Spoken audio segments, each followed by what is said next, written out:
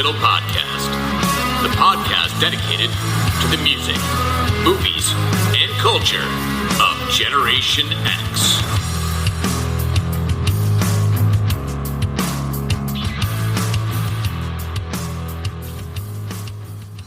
What is up, slackers, and welcome to another episode of the Stuck in the Middle Podcast. I am your host, Jason Eck, and I'm hoping that all of you were able to get some time off, some rest, some relaxation, and if nothing else, a good meal with family and friends, or family or friends, whatever is the best scenario for you. I would just like to say, I have met my 1 year of sobriety, so I'm pretty psyched about that. I didn't crack. I didn't give in. I will tell you, though, that I'm not sure if something that I purchased is what caused me to have a little bit of stomach distress for a couple of hours. And I will tell you that my favorite alcoholic beverage is rum. Okay. Love rum. And I've mentioned before that one of my Thanksgiving traditions for, I don't know, more than a decade now is, so the family that we spend our Thanksgivings with, we do a Friendsgiving, as we say, with some family that visits. And, my buddy and I would find some really high-end, high-quality rum, and he and I would basically demolish an entire bottle in one Thanksgiving evening. So what I opted to do is I did a little bit of a research, and it turned out that, they are making some non-alcoholic libations. And the thing is, in order to go ahead and, create these flavors, there's a lot of fruits and spices, herbs, and all these kind of things, right? Now, mind you, that rum is a sugar-based liquor. So this thing was just sugar, cane syrup. But it was supposed to be a rum alternative. And all the reviews that I read said you can't drink it neat. It's not going to taste, real. And they try to take different approaches, like using like pepper, like actual pepper, in order to give you that little bit of burn that you get with alcohol. And I tried that, but all the recommendations said it's great as a mixer. So either with a ginger ale or with a Coke. I tried both. And I don't know if the stomach distress was a matter that we had just been eating garbage and like pumpkin pies and all that kind of stuff. But I was like, I'm not sure if this is really great. It tasted okay. But what it made me realize more than anything else is I actually didn't need it. Now, what's funny is that, dinner was 6-ish, somewhere around there, a couple of servings. I actually just went and just big plate, just did it all. The turkey and the stuffing. There's this carrot recipe that my wife got from her mother that it's the weirdest thing. It makes no sense on paper, but it's so good. It's like horseradish and mayonnaise and carrots and like breading, stuffing kind of thing. It's just like stupid good. And the first time I had it, I'm like, this does not seem like it would be appealing. And it's just something that I'd absolutely devour. Like I said, the turkey, I don't really do like the cranberries. I've never really loved cranberries. Mac and cheese. Trying to remember what else I had on my plate this year. But regardless, so I have this rum, quote unquote, rabbit ears here, rum and Coke. And it was pleasant, but my buddy, who is still drinking, and I don't say that and they're like, oh, he's still drinking. I mean, he's not, in any kind of recovery or sobriety. So we're all in the living room at one point. This is after dinner, and like my stepdad and his wife, they get on the road, and my buddy is like out like a light. Now, I've been that guy at Thanksgiving dinner. Big meal, way too many drinks. Out like a light. We woke him up. He was fine. We chatted for a bit. But it's just kind of funny. Like I didn't need it. But I'd also given up soda. So I was able to have that little bit of a treat by actually having like soda. It was nice just to have like a Coke and, ginger ale and, some Sprite. I had a little bit of everything. But you tend to appreciate these things in a different way. And that's what really Thanksgiving is, right? It's finding things to be thankful for. So the fact that A, I didn't need it, and B, I got, different kinds of treats, and I ate a bunch of pumpkin pie, as I always do. Gosh, there was something else that we had, though. I was like, holy shit, this is really good. There's this bakery that does like a carrot cake. Carrot cake's never been my favorite, but I feel like people who are into carrot cake really, really love carrot cake. And this was so good. It was really, really good. There's a couple other things. I cannot remember what it was. There was one thing, though, that was kind of new this year. And I was like, wow, that's really great. Oh, also, I think I mentioned this before, and it might have been last year, Thanksgiving. So in my hometown, there are a couple of different places, like competing, if you will, butchers, right? And it's Philippek and Topeka, but then there's also this other place.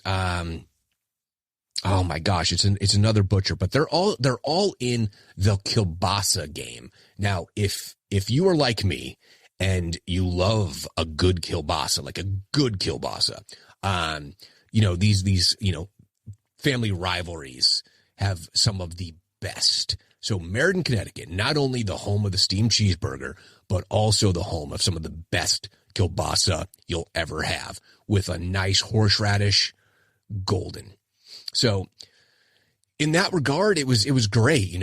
We got up Thanksgiving morning, as we always do. We watch, the Macy's Day Parade. One of our good friends, his girlfriend, her daughter, is one of the Macy's dancers.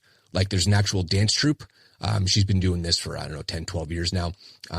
She got a fair amount of TV time this year. But then after we watch the parade, we watch the dog show. It's just like this thing. It's, these are traditions, and I don't ever watch any other dog shows, but I don't know. It's just something on in the background.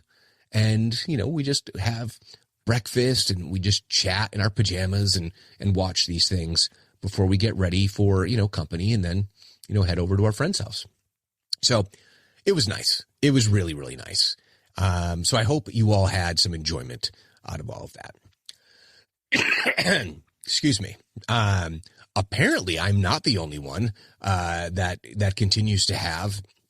So, I always get hit with something, but there's some kind of respiratory illness, not COVID, not exactly a cold, but it's not this like RSV, or there's like this crazy pneumonia that's happening in China.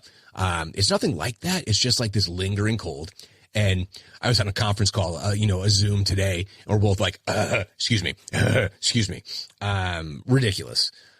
Nevertheless, I'm hoping to get through the podcast. I'm feeling okay. I just took my albuterol inhaler. Hopefully that gets me through. I probably have to clear my throat and chest a couple of times, but hopefully nothing too disgusting and grotesque. See, there we are. You know what? Let me take a sip of this water. Now, you might have noticed, if the sound was a little strange on last week's episode, there is a function on the editing software that I use that can reduce or eliminate big gaps and spaces. And because I was trying not to cough, there'd be times that I would linger just a little too long. But then I also feel like it breaks up natural pauses a little bit too much, and it seems somewhat unnatural, but it did allow me to reduce a lot of necessity for editing last week. So I'm hoping I can keep it at a normal cadence this week. So, sip of water in, clearing of the throat. What are we going to talk about? There have been some memes, some TikToks, some reels, basically a lot of things talking about Gen X, right? That's why you're here. And I've mentioned before that I don't feel as though in generalized terms, we tend to be easily offended. We don't tend to be easily offended. Now, I speak for myself. I don't speak for you, but I do speak for many people that I know that, we don't really get super offended very easily. And that includes, people that I know from across all different types of socio-political thought. And there are some individuals that I know that get offended by little teeny tiny things that are of our generation. And I'm sometimes like, really? My sense of humor, so you're in for it now. And one of my buddies, who is admittedly, as he would self-describe, a pretty liberal guy, who was most recently having some humor that was pushing limits of good taste. And I was kind of like, wow, what's gotten into you? And a couple other people were a little bit more like, yeah, what's gotten into you? What are you saying? He's like, it's just jokes. It's just jokes, man. It's just jokes. It's just jokes. And that's kind of the point of this episode tonight. It's just jokes. Excuse me. So I thought of a couple of different ways to kind of introduce this, right? And I thought about kind of explaining a couple of things that I experienced in life that I realized was too heavy. And I don't want to get into the heavy. And when I say heavy, I mean, certain very traumatic things that I've experienced, witnessed, seen, or myself like actually witnessed or experienced. And, these are not pleasant things. But I can laugh about those things because I always look at it from the perspective of, you have that choice, as they say, you can laugh or you can cry. And I've always, I think, tried to use humor as a way to deal with things.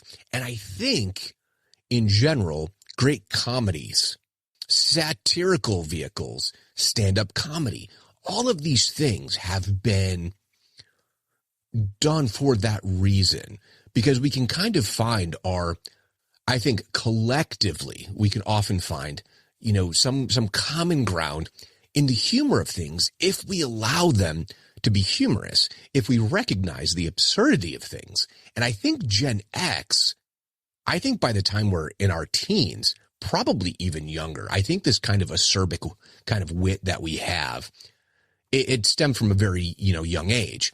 And I think we became very accustomed to things that now, which is kind of the point of the episode, things now that people would be like blushing and clutching of pearls, as they say. Well, you can't have that in TV or film. And here we are. We're going to talk about movies. Now, people have taken to the internet, and there are a bunch of lists that I've pulled. Okay. And you can't make that today. You couldn't make this movie today because of various different things. What is the political climate or the society and culture, which at the top of the show, you hear it. It's the movies, music, and culture of Generation X. So I think that we're at somewhat of a cultural crossroads. I think in some regard, it's kind of curious because I was talking to my kids the other night, and the Gen Z kids kind of take the piss a little bit out of the millennials. It's really curious. And I don't know if it's because more of the Gen Z kids are Gen Xers kids, whereas the millennials, by and large, I think oftentimes were boomer kids, just like Gen Xers were. Do you know what I mean? I don't know. It's just something really interesting about things that have happened. And I'll give an example of kind of where we've gotten to. So I've mentioned before that I'm a huge pro wrestling fan. And in my late teens, early 20s, there was a promotion called ECW. Now, ECW absolutely pushed the limits of good taste, but from the perspective of the 90s, okay, 90s into early 2000s. There was a lot of scantily clad women. That was not uncommon. What was uncommon was that you had scantily clad women being, driven through tables and given pile drivers, and some of the humor and even the they say in wrestling, it's angles, right? That's basically another word for storylines that would be relatively risque. There's also the fact that it was severely ultra-violent. Now, excuse me, that's kind of come back a little bit. There's a promotion that's currently existing called AEW. AEW is the second largest promotion in the United States, and they do have what's called deathmatch wrestling. It's not all the time, whereas ECW, that was constant. But to some extent, the sexual elements or the sexual undertones or even the presentation of female talent is very, very different. And some would say for the better. And some would say that, well, nothing should be off limits, right? But that's just a huge shift in, I think, the mindset. Also, what's really curious is how many things have gone, for lack of a better term, behind a paywall. Now, what I mean by that is, when I was in my early teens, I had pinup posters, right? Primarily of an actress by the name of Heather Thomas. Now, Heather Thomas was on The Fall Guy. And by the way, there is a Fall Guy movie that's going to be coming out with Ryan Gosling playing the Lee Majors role. Emily Blunt, I believe, is in it as well. But I was smitten with Heather Thomas when I saw her in Zapped, which was a Scott Baio, Willie Ames vehicle. And just smitten, right? So I had 3 or 4 posters, and she was always in a bikini. And then it, became, Cindy Crawford and all that. So somehow that, and when you think about it, like Sports Illustrated has kind of reformatted their swimsuit issue, that kind of went by the wayside as far as how we were representing women in media. There was a magazine that was, I think it's out of print now, Maxim, right? So again, it's pinup, scantily clad, etc. And that was somewhat became frowned upon. Yet, people are going behind paywalls to places like OnlyFans, where sometimes it's quite a bit more risque and explicit than a pinup. So it's like somehow the one has become stigmatized, yet something that could be viewed as perhaps more egregious exploitation. Right? Well, it's not exploitation if they're doing it themselves. Well, guess what? The pinup models are doing it themselves too. Heather Thomas was an actress who was also getting significantly compensated for doing the modeling work and doing the posters. Right? So it's very interesting, but not to get too far down just the road of sexism or violence, or, then we're looking at things like, different sexualities and gender identity. I mean, you could go down this whole different rabbit hole. But the mindset that individuals have about why something can or cannot be made in today's climate, I think varies greatly. Now, I haven't been able to do a ton of research about who are all of the people who have written these articles. Now, I think sometimes just by virtue of where they were posted kind of gives you a general idea, perhaps, of the mindset of the individual. But let's start with this first one. So there are a couple of movies that basically make it onto every single list, right? But we're going to start with this one. 25 movies that could never be made today. Now, this is coming from a website called lifehacker.com, which I believe is an Australian website. And this is written by Ross Johnson. Now, I will tell you that Ross Johnson did not do all of his research, and we'll get to that in just a minute. Because he made a wild assumption. So this is how he starts this. There's been a sea change in the way Hollywood makes theatrical movies. Now, so let me preface this. He didn't go from the perspective solely of content. He also tried to look at it from the perspective of business, right? So some of them are just, by his estimation, wouldn't be made because someone wouldn't green light it because of the budget necessary, right? So we won't even need to go through his whole write-up. So he starts off with saying that a movie like As Good as It Gets, right? James L. Brooks, writer and director. This was with Jack Nicholson, Helen Hunt, Greg Kinnear, Skeet Ulrich, right? He says that it couldn't be made solely because it had a huge budget that in today's terms would be about $85 million. And it was really just a character piece, and that it wouldn't be expected to do big money at the box office. I'm not sure I agree with that assessment. Now, frankly, when I first pulled up the article, I thought it was going to say something about the representation of Greg Kinnear's character as, a gay man, whether it was going to be talking about, Jack Nicholson's somewhat bigoted view that was, held behind a wall of significant mental illness, including OCD, and his relationship with Helen Hunt. But no, they're just saying they don't make romantic comedies like this anymore. Okay.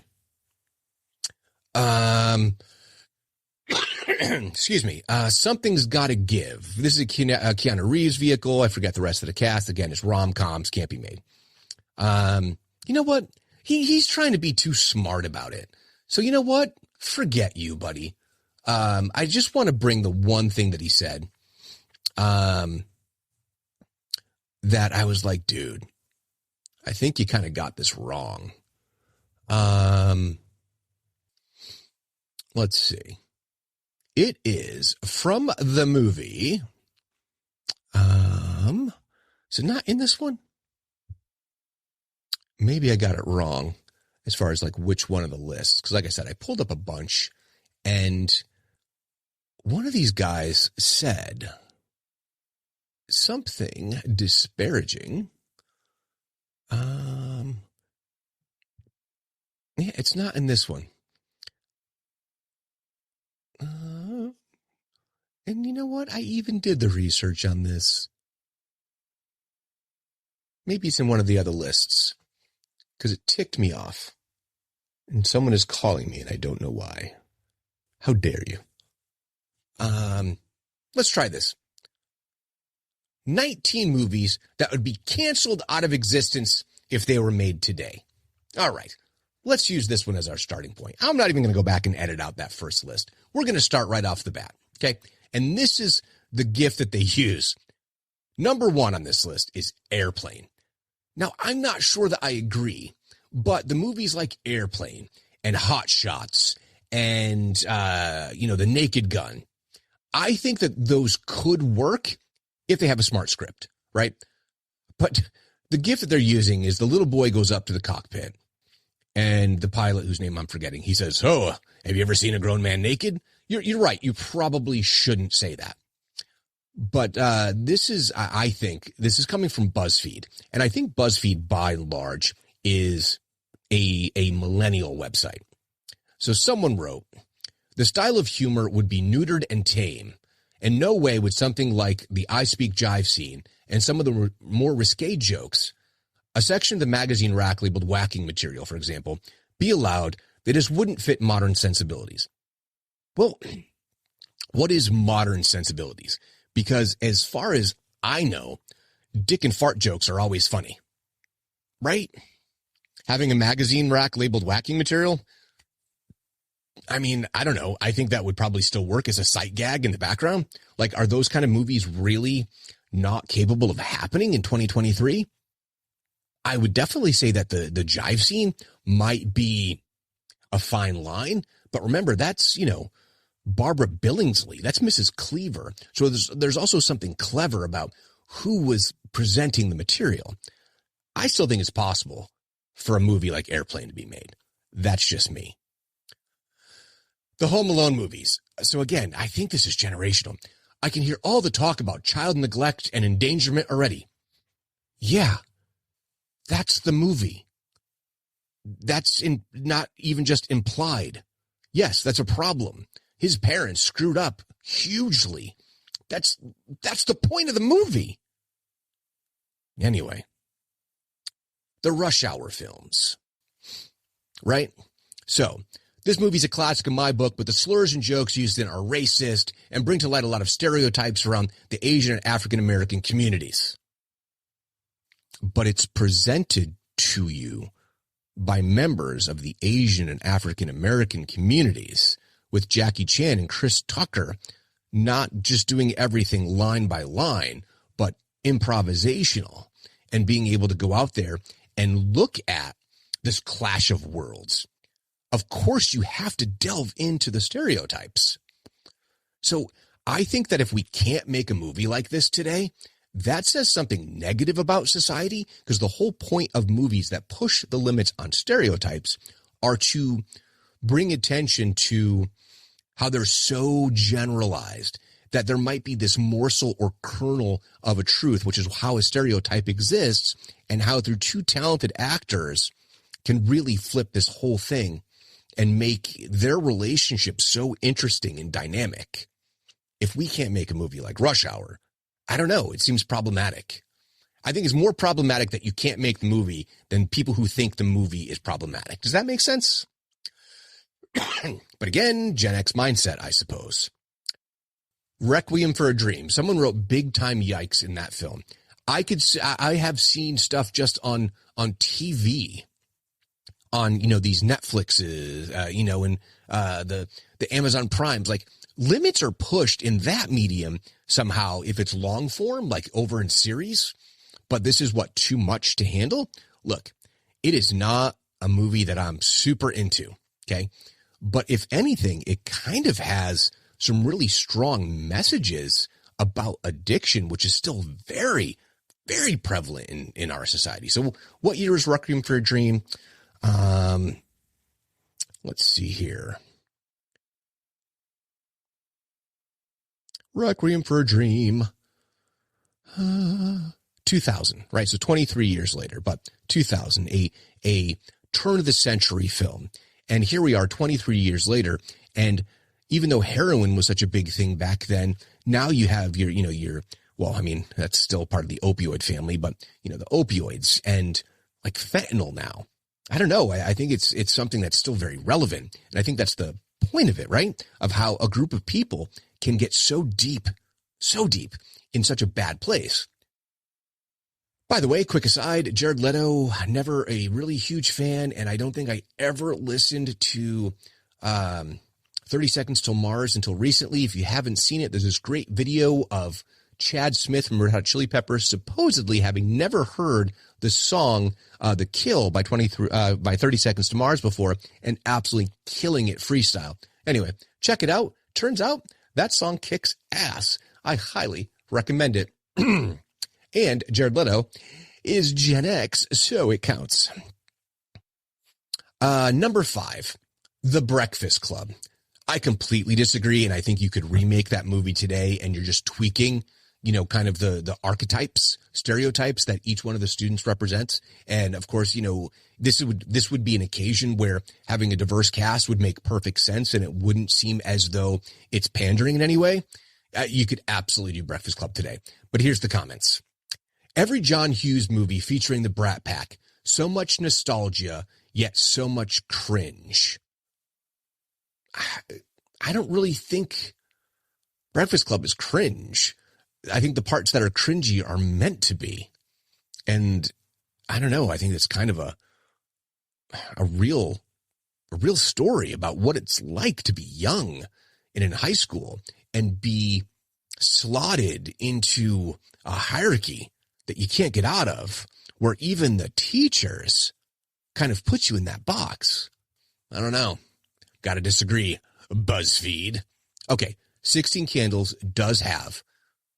So again, here we are, John Hughes, right?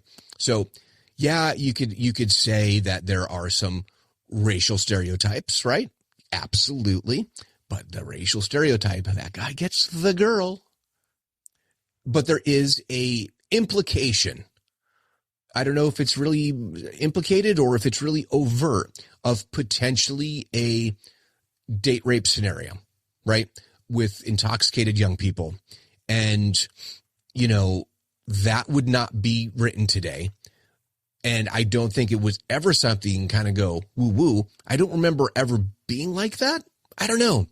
But yeah, 16 Candles, that has some legitimately uncomfortable things.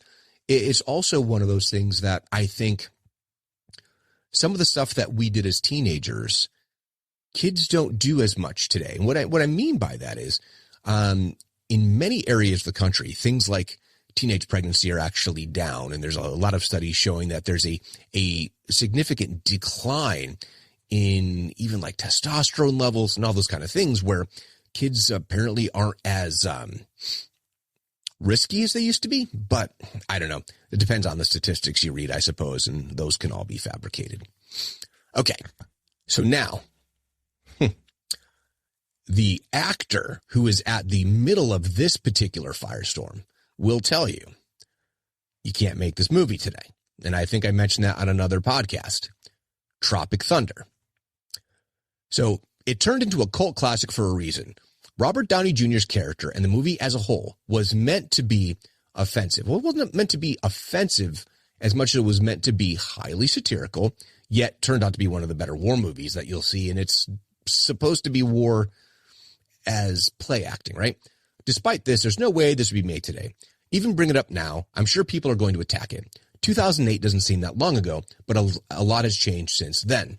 Now, a lot of great actors, including actors in the African-American community, have gone on record saying it's a brilliant performance. They got what they were going for, and how Robert Downey Jr. was probably the only guy who could pull it off, and did pull it off in character and kept the character, and it all made sense with a very particular and obvious payoff. So if you haven't seen it, Tropic Thunder is actually amazing as a movie. It really is. So Ben Stiller is a fine, fine filmmaker, and he's one of ours.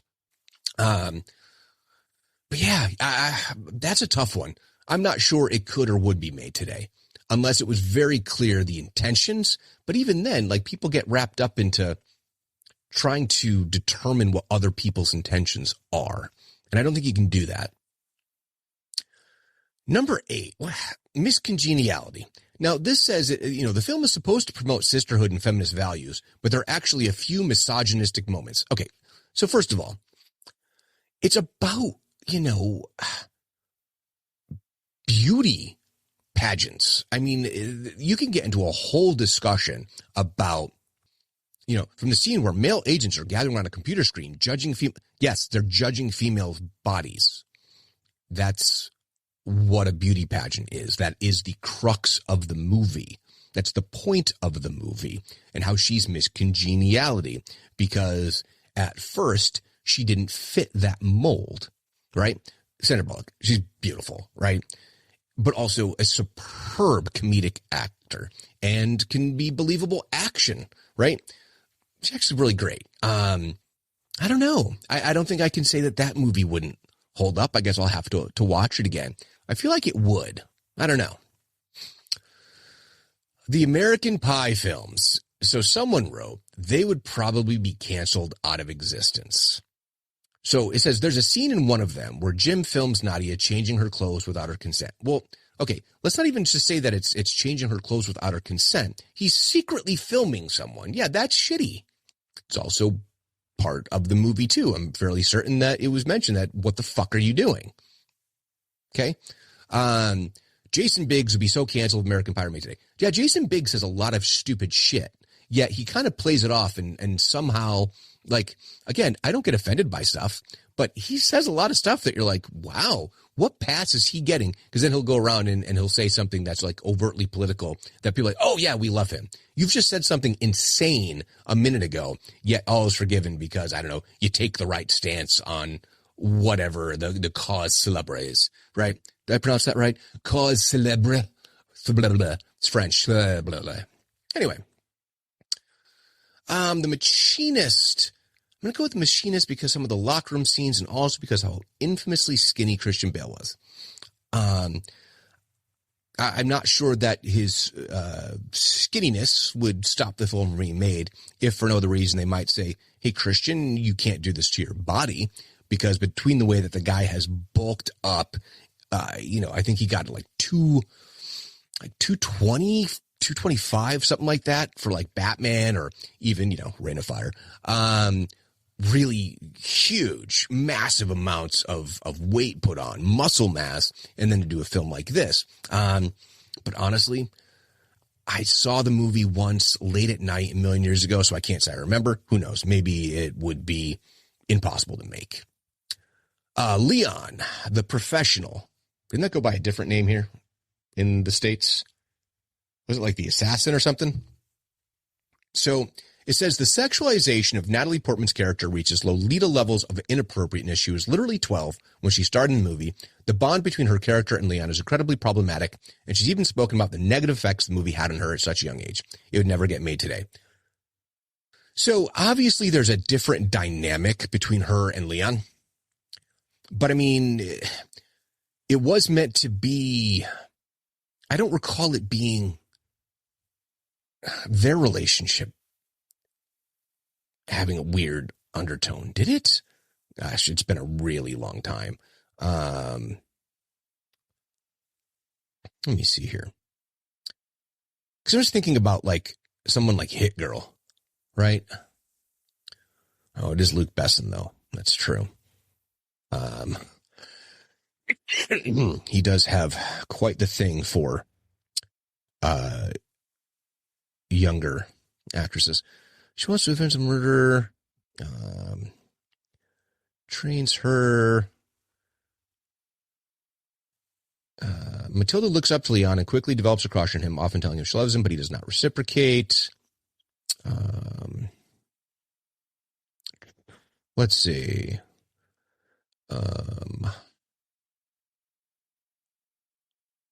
Matilda goes to Tony and tries to convince her to hire her, but Tony flatly refuses to hire a 12-year-old. Tell Matilda that Leon told him, blah, blah, blah, blah. I don't know. Like, she had a crush on him, but I felt like he always is like, no, this is messed up and it's never going to happen. And that he probably looked more at her as just like a potentially good assassin at some point. I don't know. Is it really that different than Hit Girl in Kick-Ass? I don't know.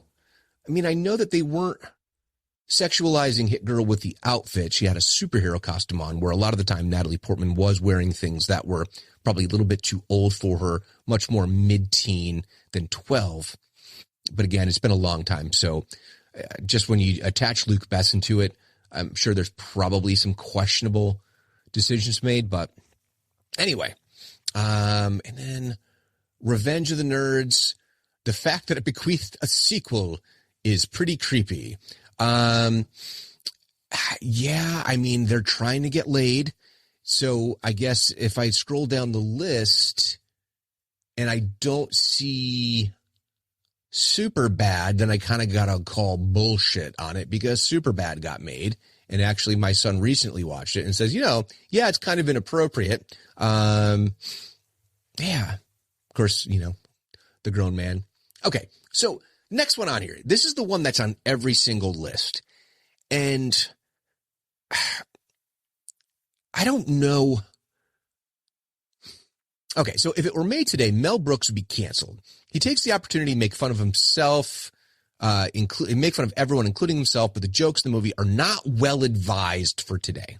Okay, when I hear a phrase like that, that is not a Gen X phrase. That's not well advised for today. I mean, it was meant to be taking the piss out of everything. In fact, it was calling out racism. And this goes all the way back to, I think, a lot of literature, including some abolitionist literature, that now when you apply the modern moral aesthetic to it, you kind of eliminate the fact that, hey, these people were actually trying to abolish slavery, but the language that was being used was of the time, for the time, which in and of itself had racial undertones or overtones. I just think you have to look at things from a certain context. But I think that Mel Brooks was really kind of calling attention to a lot of the bullshit that was happening. And that's what I think good comedy, that's like, where I started at the beginning of this, good comedy comes from. It's saying, hey, look, this is some bullshit and we're going to laugh at it. And we're inviting you to laugh with us. It doesn't mean that, the problem or the issue is going to be solved overnight, but we can laugh at the backwardsness of it, or the antiquated mindset. You can laugh at it instead of being mad at it or demonizing it. Heathers, such a great film, but I know people these days don't get the satire around the teen suicide. I'm pretty sure they made a musical within the last 10 years out of Heathers. So unless they completely neutered that story, I don't think that's true.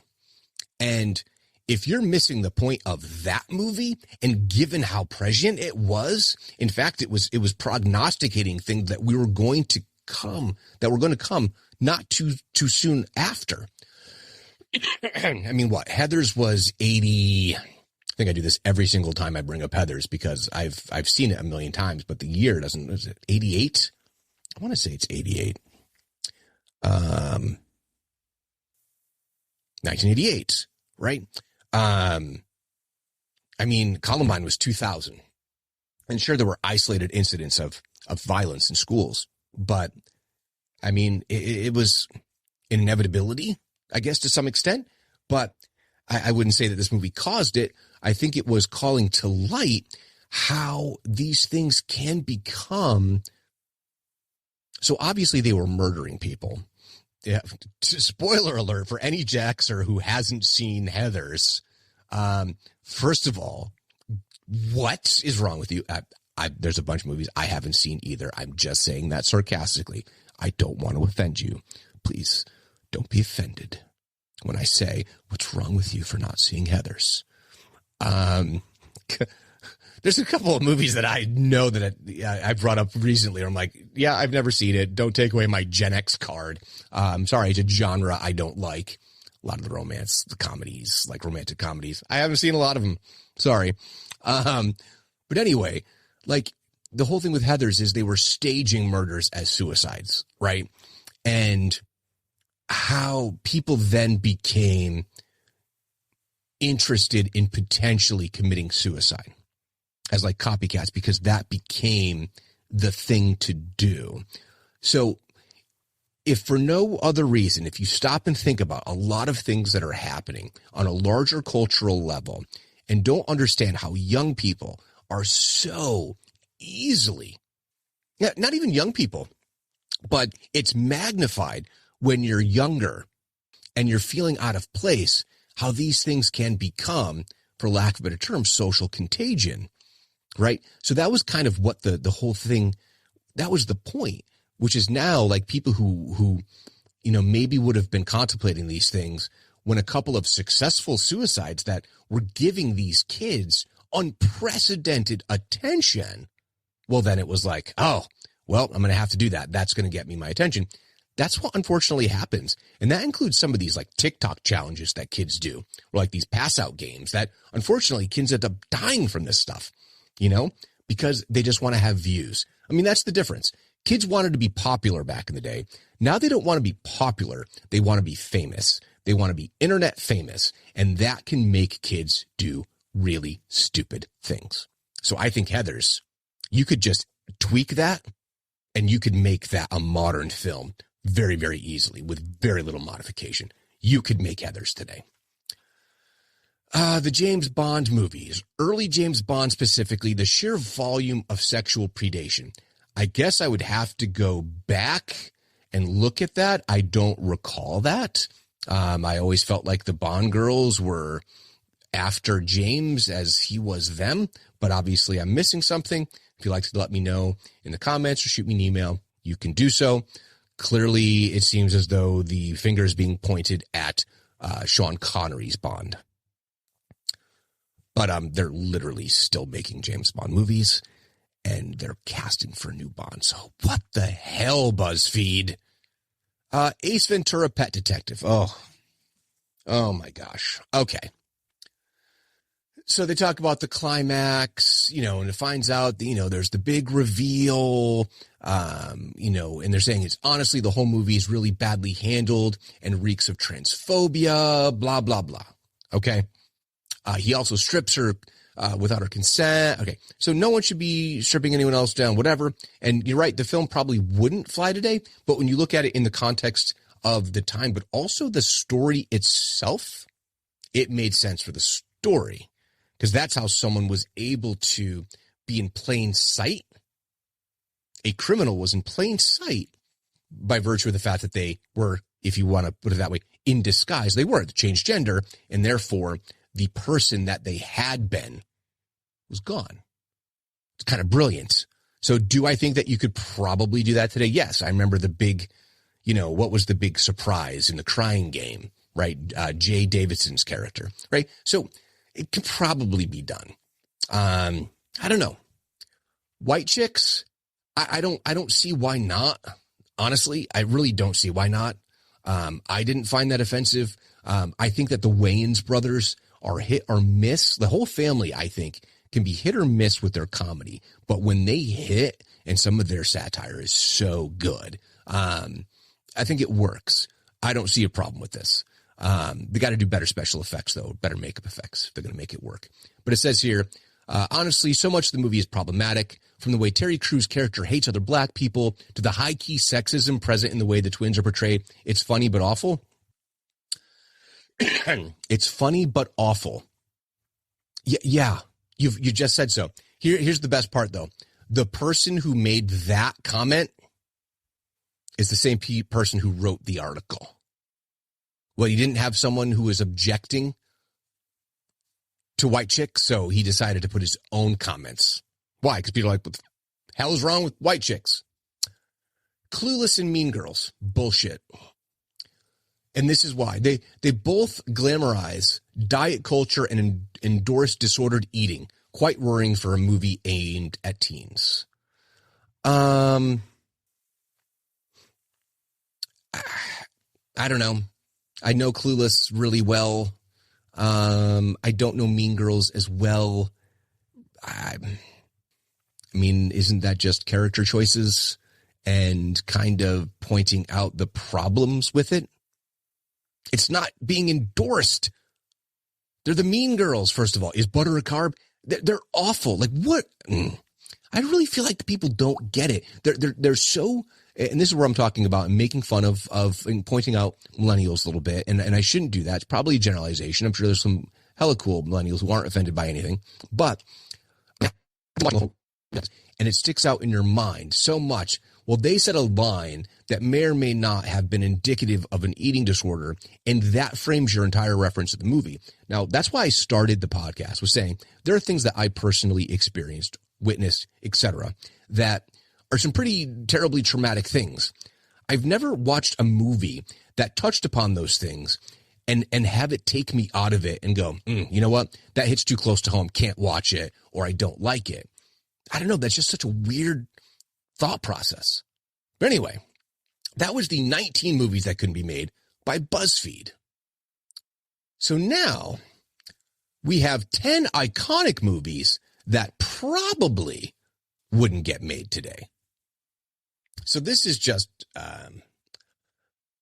a weird list too. So it's also kind of comparing things just from a changes in cinema, right?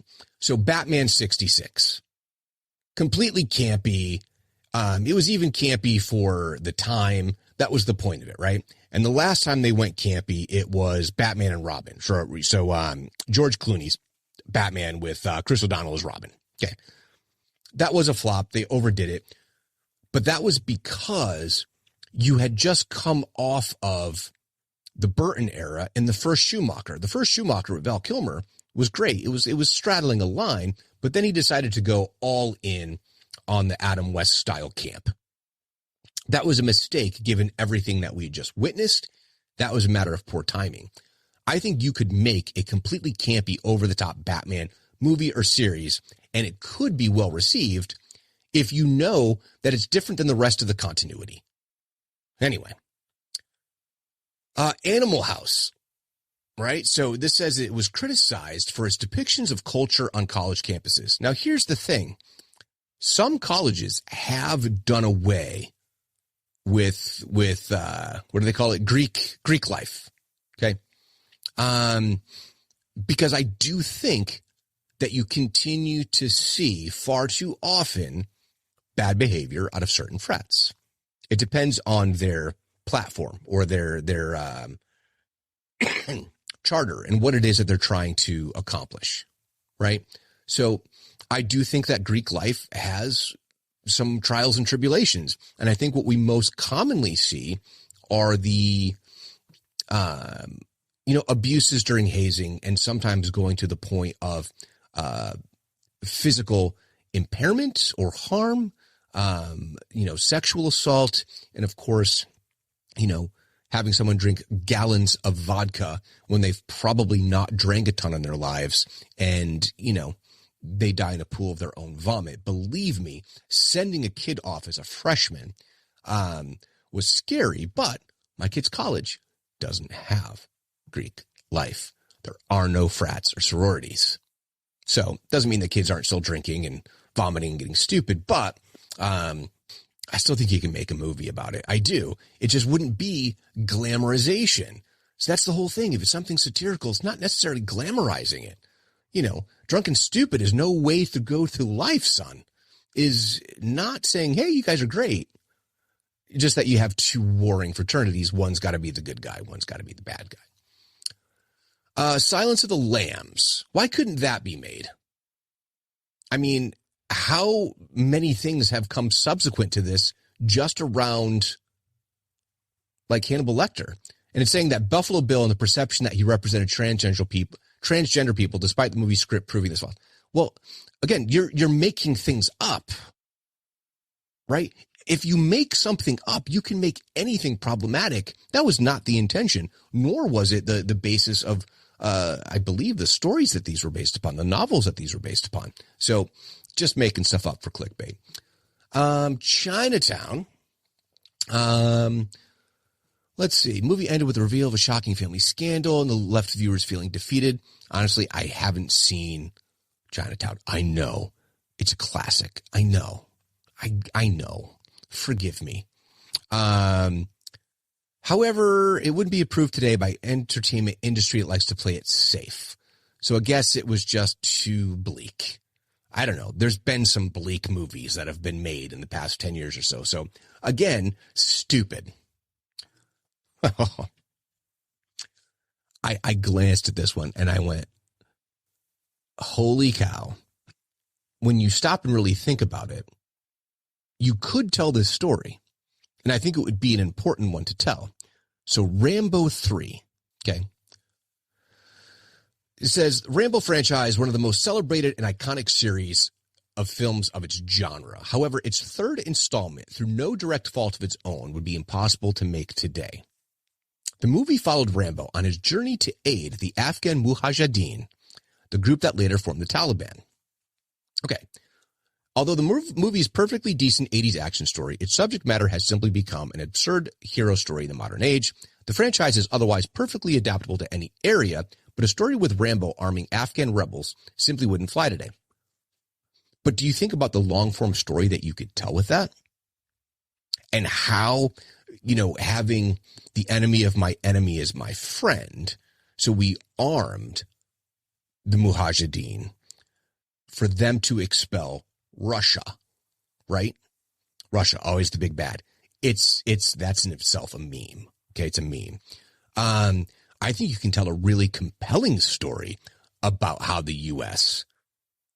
went ahead and armed the Afghans in their war against, invaders, I mean, this is a really amazing story that you can tell. So instead of shying away from it, what you do is you go at it and you make it work. Because then, you could have Rambo go back and go, oh no, I think we armed the wrong guys. Now they bombed us. Like, you got a story there.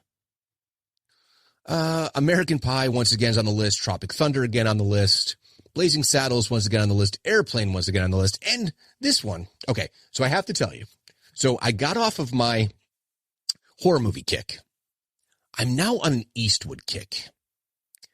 Because I realize that with the exception of the spaghetti westerns, the Sergio Leone stuff, I was most familiar with his early 80s stuff, right?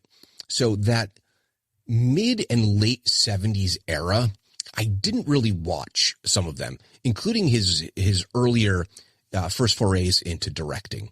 So I hadn't seen High Plains Drifter, and I hadn't seen, well, I had seen it, but like I was little, like the Outlaw Josie Wales. So I basically watched those back to back. I'm kind of going through the Eastwood Westerns right now, and then go back and look at the different things that he did in between. He's done musicals, and sci-fi, action. Like, he's kind of done it all, but I think he's at his absolute best in the Westerns. However, Dirty Harry. Now, if you know anything about what you just heard there, the dirty matters, right? So Dirty Harry's controversial nature in film was nothing new. In fact, the film was lampooned by critics since its release, with many arguing it promoted police brutality with its shoot-first hero in Harry Callahan. The movie continues to be criticized for, among other things, Harry himself. However, many only care to talk about the movie's impact on depictions of police in film as excessively brutal and lethal. And that's why he's called Dirty Harry.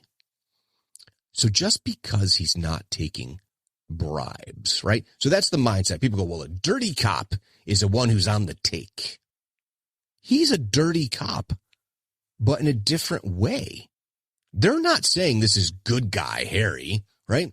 He is not necessarily a virtuous man, but you could say, well, he's the protagonist. Yes, he is. And has he been in situations in these movies where it's him or them? Yes. But does he push the limits? Yeah, that's why he's called Dirty Harry.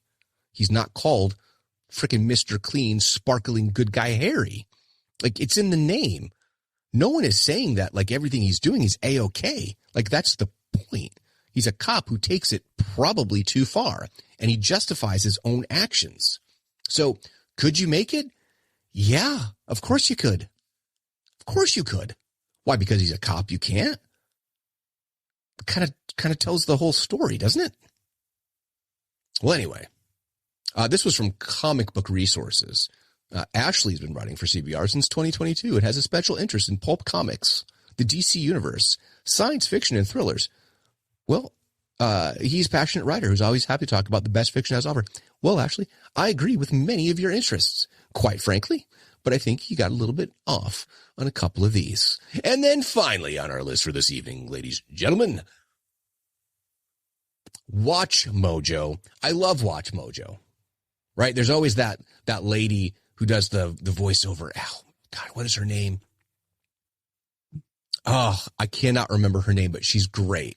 It's like, when you're watching Watch Mojo, or Watch Mojo. I got Mojo stuck in my head there, because Stuck Mojo is Rich Ward's band. Rich Ward's the guitar player for Fozzy, Chris Jericho. Anyway, so this is the one. Yes, this is the one that I thought the first article was, and that is where he says something that he didn't do his research. So this says here, top 10 movies that could never be made today. The times they are changing. For this list, we'll be looking at comedy movies that were once considered funny. Once considered funny?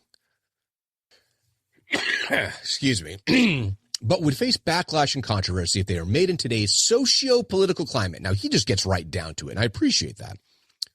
So, this is Nathan Sharp. All right. Borat. Okay. I don't really have much to say about this because I actually don't have any interest in Borat, because I feel as though, satirical or otherwise, he's kind of a dick and acted in bad faith. I never think that anyone should be the butt of the joke maliciously, and I think Sacha Baron Cohen acted maliciously numerous times. So I wouldn't even so much as call it satire as I think it was in a mean spirit. Therefore, although I'm not offended by it, I'm also not interested in it. Okay, so next, I now pronounce you Chuck and Larry. So this movie assumes that being gay is funny. Really? Because I'm pretty sure there was a movie that just came out in the past year or 2 years called Bros, Billy Eichner. It's a comedy. It's about being gay and funny. But if the two leads are actually gay, then it can be funny. But if the leads are not gay, it can't be funny. That kind of thinking is what I'm talking about. So no, really, that's like 90% of the movie. It stars Adam Sandler and Kevin James as two straight firefighters who pretend to be a gay couple to receive health benefits. If you don't understand that part of the whole point of this movie is the fact that health benefits are kind of a big issue.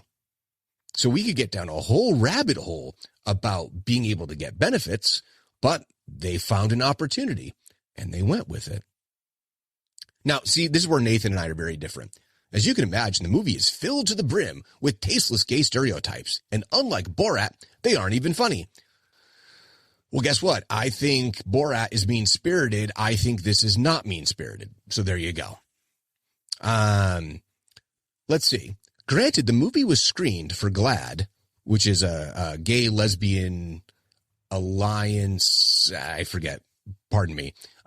Before release, and while they acknowledged some of the expected stereotypes, they also called it a surprising call for equality and respect.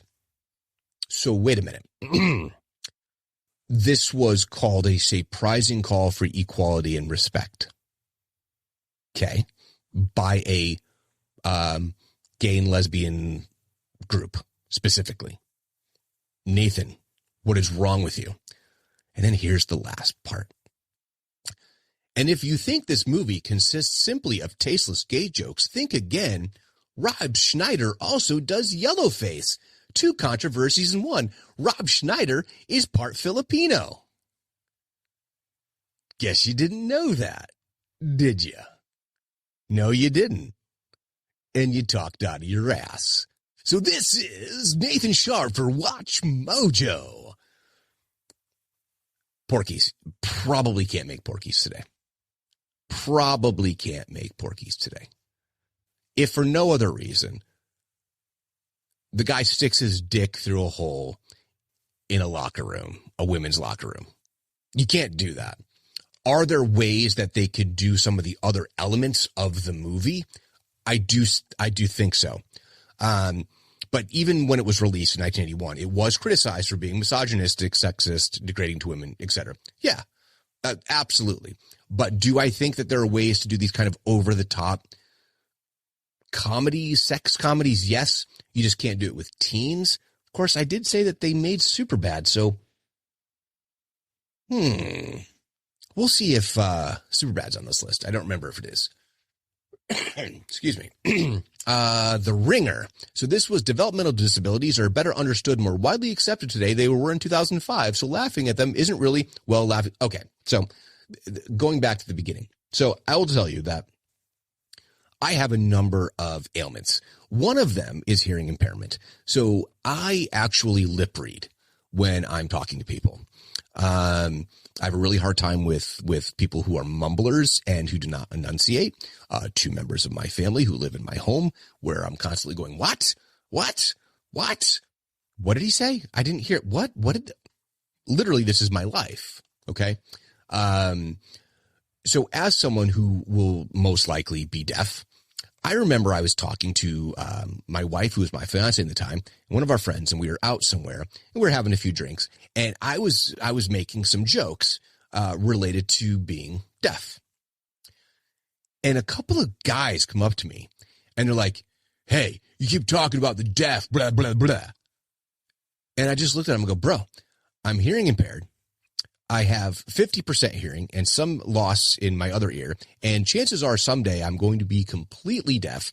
And I lip read and have to supplement hearing, subtitles on movies, all of it. I'm like, how dare you? Right. So the point that I'm making is, as long as something isn't intentionally mean-spirited, so go back to what I just said about, not pronouncing Chuck and Larry and all that, and it is meant to be in good fun, I think it's on the table for humor. Now, I don't know if you remember, there's a comedian. He wasn't on my episode about top stand-ups because he's a joke thief. And his name was Carlos Mencia. And he had a TV show called Mind of Mencia. But in his stand-up bits, he did a couple of, jokes that were definitely, related to those with cerebral palsy, Down syndrome, autism, etc. And he would go and he'd do his shows and he would do crowd work. And he had a large following in those communities. Why? Because they just wanted to be included. They wanted to be part of the joke, and they knew that it wasn't mean-spirited, and they knew it was meant to bring light and fun and joy, because everything can be laughed about. Everything can be. You have to make that choice, I guess, in life of what kind of person are you going to be. So, can you have a movie like this? Yeah. Movie sees Johnny Knoxville pretending to be developmentally disabled for 90 minutes, and most of the film's humor revolves around the way he acts and the silly things he says. Even though the movie seems to be laughing at the disabled, it is actually doing the opposite. The movie treats the real disabled with care and respect. The joke is on Knoxville's character, not in the things he does, but that doesn't matter. There's no way it could be made today, good intentions or not. Nathan, bro, you got it backwards. And like, you're actually putting the exact reverse argument to every way that I see the world. Mr. Mom. He puts Mr. Mom on the list, saying it wouldn't be made today, not because it's offensive, but because times and customs have drastically changed since 1983.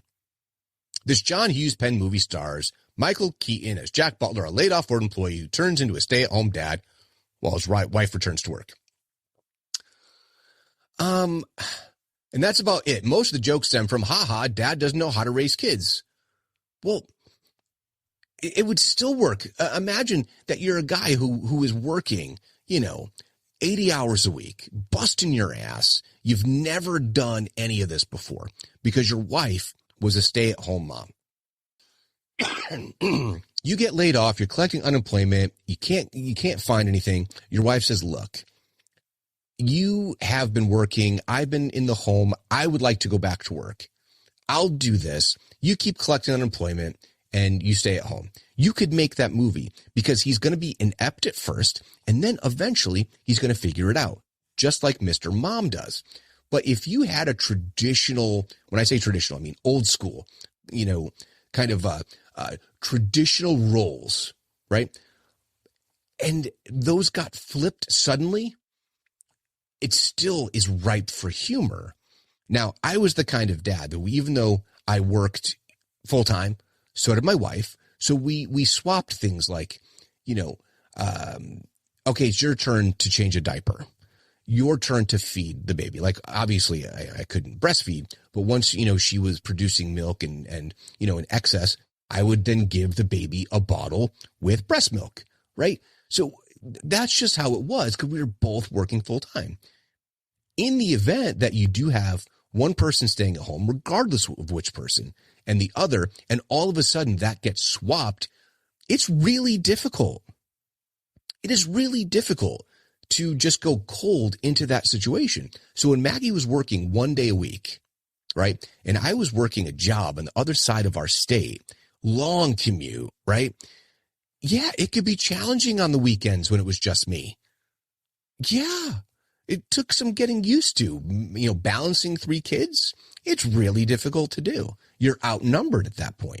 But anyway, do I think a movie like this could be made? Absolutely. I think a lot of people face this kind of stuff. And I don't think it should be so, bizarre. Oh, Manhattan, Woody Allen, enough said. Maybe don't date underage people and your adopted daughter. Revenge of the Nerds is on here again. Animal House is on here again. Soul Man. Okay. Soul Man is not so different than, I think, White Chicks, except like blackface, the way that it's done, but it wasn't done in like minstrel show kind of. And it was kind of looking at college acceptances, surprise, surprise, Harvard, which has continued to kind of come up in that conversation now. This is 1986. 1986. We're still having conversations about these elite colleges and how they are selecting based upon race, etc. So do I think that you could do a movie like this without blackface? Yes. I'm not sure how you do it, but do I think you could do something clever when it comes to the acceptance policy at an Ivy League university? Yeah, I think you could do it. I think you could do something that is a political, satirical comedy film, without a doubt. And of course, number one, again, on the list is Blazing Saddles. Okay, so those are the various lists. I have gone long tonight. I haven't done an hour-plus episode in ages, but that is kind of, I think, a good sampling and kind of my general view of things, which is anything is fertile ground for comedy because that's the freaking point. That's the point.